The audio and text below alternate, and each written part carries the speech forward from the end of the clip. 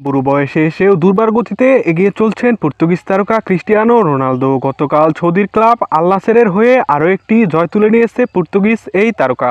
গত সোমবার রাতে এএফসি চ্যাম্পিয়ন্স কাপের ম্যাচে আল ওয়েলসের বিপক্ষে জোড়া গোল করে এক অনন্য রেকর্ড গড়েছেন পর্তুগিজ তারকা ক্রিস্টিয়ানো রোনালদো। কি এমন রেকর্ড গড়লেন রোনালদো এবং 1000 গোলের মাইলফলক স্পর্শ করতে আর কতটা বিষয়ে বিস্তারিত থাকছে ভিডিওতে। ক্যারিয়ারের শেষ সময়ে এসে একের পর এক গোল করে নতুন নতুন মাইলফলক স্পর্শ করছেন পর্তুগিজ তারকা CR7। গত সোমবার রাতে এএফসি চ্যাম্পিয়ন্স কাপের ম্যাচে আল ওয়েলসের বিপক্ষে 4-0-তে এক দুর্দান্ত জয় তুলে নিয়েছে আল নাসের। এই ম্যাচটিতে একাই 2টি গোল করেছেন রোনালদো। বিশাল ব্যবধানে আল নাসেরের এই জয়ের দিনে ক্লাব ক্যারিয়ারে 700 ম্যাচ জয়ের রেকর্ড গড়লেন রোনালদো। পর্তুগিজ ক্লাব স্পোর্টিং এর হয়ে ক্লাব ক্যারিয়ার শুরু করেন রোনালদো। সেখানে 13 ম্যাচে জয় পায় CR7। এরপর ম্যানচেস্টার ইউনাইটেডের হয়ে 2 দফায় 214 ম্যাচে জয় পেয়েছে রোনালদোর ক্লাব ক্যারিয়ারের সবথেকে সফল ক্লাব রিয়াল মাদ্রিদে টানা 10 মৌসুমে 315 ম্যাচে জয়ের দেখা পেয়েছিল রোনালদোর ক্লাব ক্যারিয়ারের ইউরোপের সর্বশেষ জুভেন্টাসের হয়ে 92 ম্যাচে জয়ের দেখা পেয়েছিল।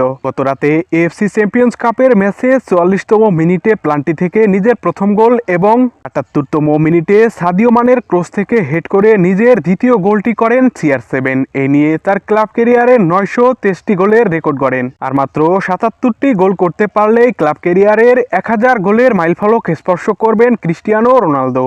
সো প্রিয় ভিউয়ার্স, ভিডিওটি ভালো লাগলে অবশ্যই আমাদের চ্যানেলটি সাবস্ক্রাইব করে সাথেই থাকুন। ধন্যবাদ।